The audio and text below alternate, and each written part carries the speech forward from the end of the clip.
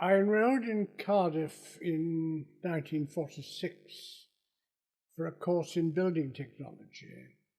And in my second year, I was approached by the University Students' Union and asked if I'd be interested in standing for Welsh Vice President.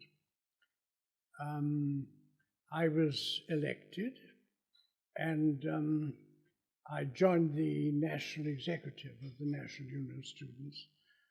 But I was surprised when I got there to find how highly political the whole thing was. I hadn't expected anything like it. I was not political in any sense. I had no interest in politics, national or international, when I joined the executive. And I was bewildered by the agendas and the discussions of international communist affairs, which seemed to me to have no relevance to student matters. So there I was, the only non-communist in a committee substantially left-wing, communists, fellow travelers, hangers-on, and for 2 years I struggled against that environment to try and bring about some change.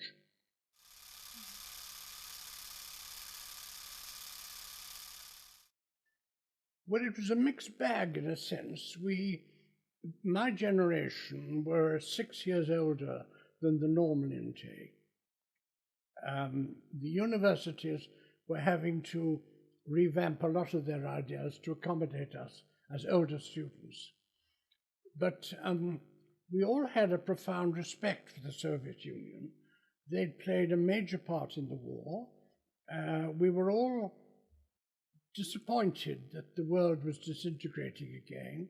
This was the height of the Cold War, and we were all anxious to maintain links with Eastern Europe. But yes, our attitude was profoundly affected by the war. And I think we were all different people from those who'd entered the war 6 years earlier.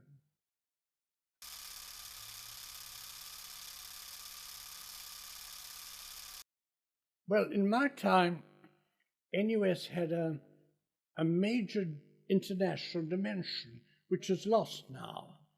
But the difficulty we faced was that as a result of the war and our attitude towards the Soviet Union, many students really loved the Soviet Union and they loved communism.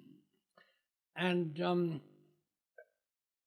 the unions abroad we were dealing with were very divided on this issue. The Scandinavians, the French, the Americans, the South Africans, a lot of the African countries were anti-communist, whereas all the Eastern European unions were pro-communist. So we had this political dilemma, this conflict on every issue. And it was very difficult to get any resolution to any matter. Oh, I suppose it was the success we had over 2 years in breaking down the communist influence in the British student movement. The vast majority of young people were idealistic. We'd fought a major war. We didn't want another. We wanted to work with all the students in the world. And it was natural that all the students should be striving to this end. But I think I would say, if I achieved anything, it was the stopping of communist influence in the British student movement so that we could get on with matters which really affected students as such.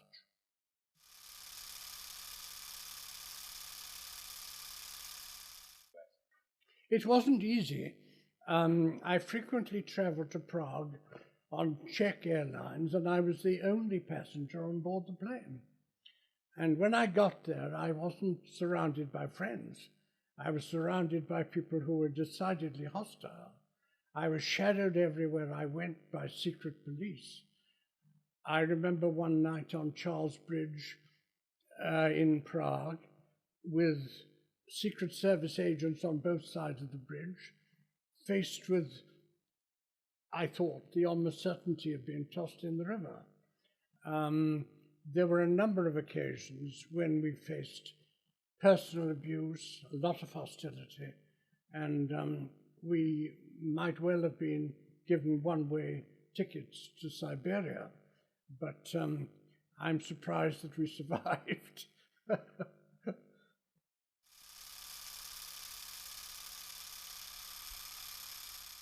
Well, in the UK, we were still regarded as young communists. We had a hostile foreign office to deal with.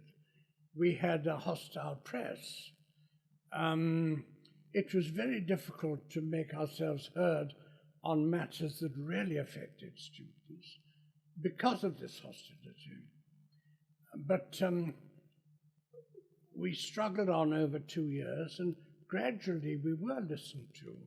I was invited to 10 Downing Street to meet Clement Attlee. This was not until we had for 2 years been struggling to make ourselves heard.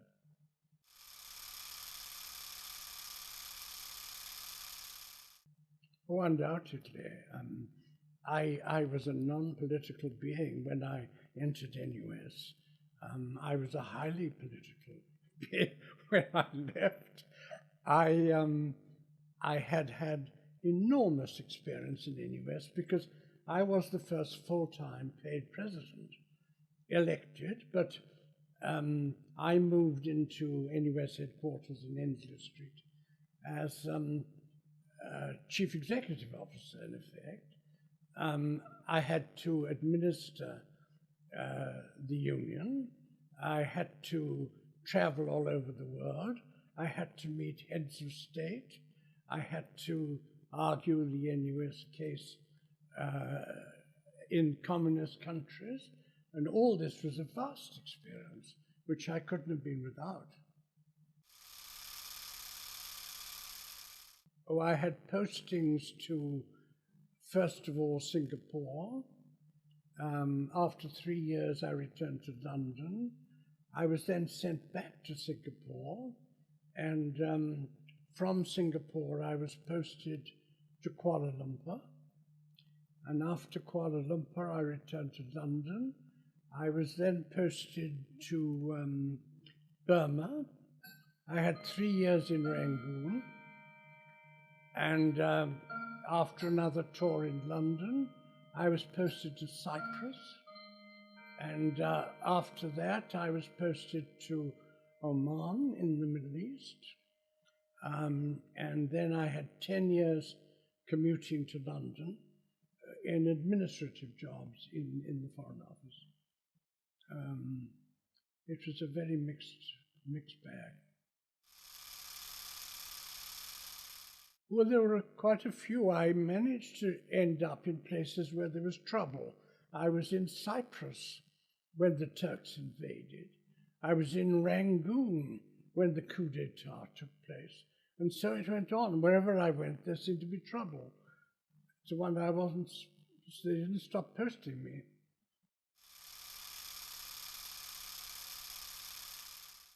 Well, I was out of the country for a very long time and didn't see much of it. But I think we lost the plot somewhere along the line, particularly in the expansion of universities, which I mentioned before. No point in giving university education to people who aren't qualified to benefit from it. I feel that the standards probably have dropped to accommodate this vast number that have been taken in. I don't think we can find jobs at an appropriate level for the number of people we're turning out. What NUS has to strive to achieve is respectability. If NUS is looked down on for whatever reason, it won't be listened to. It won't have any influence. It's got to be highly respected. It's got to be responsible, and it's got to ensure that all its policies look good in the eyes of the establishment.